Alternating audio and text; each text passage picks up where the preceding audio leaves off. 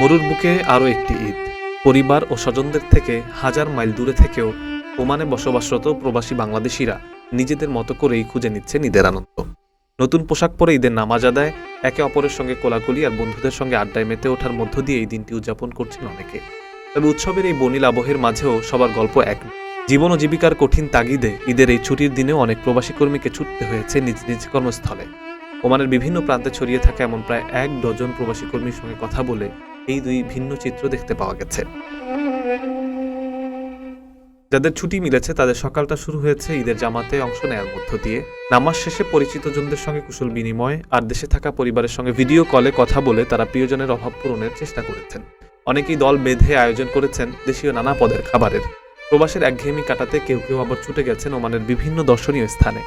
প্রবাসের মাটিতে নিজেদের মতো করে তারা তৈরি করে নিয়েছেন।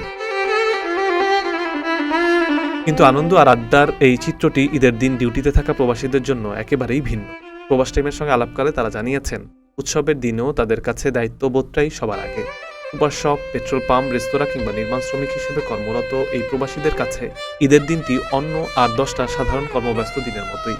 অনেকেই দীর্ঘশ্বাস ফেলে জানিয়েছেন, দেশে থাকা প্রিয়জনদের মুখে হাসি ফোটানোর জন্যই তাদের এই নিরলস পরিশ্রম। পরিবারের সদস্যরা দেশে স্বাচ্ছন্দ্যে ঈদ উদযাপন করতে পারছে, বুকের ভেতরের কষ্ট চেপে এই তৃপ্তিটাকেই তারা সবচেয়ে বড় ঈদ আনন্দ হিসেবে মেনে নিয়েছেন।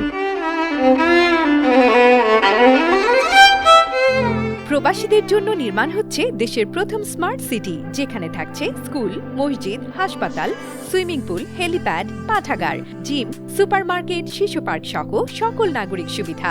মাত্র 30 লাখ টাকা বিনিয়োগে মিলছে আকর্ষণীয় ফ্ল্যাট।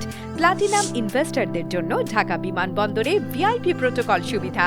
বিস্তারিত জানতে যোগাযোগ করুন স্ক্রিনে দেয়া হোয়াটসঅ্যাপ অথবা ইমো নাম্বারে।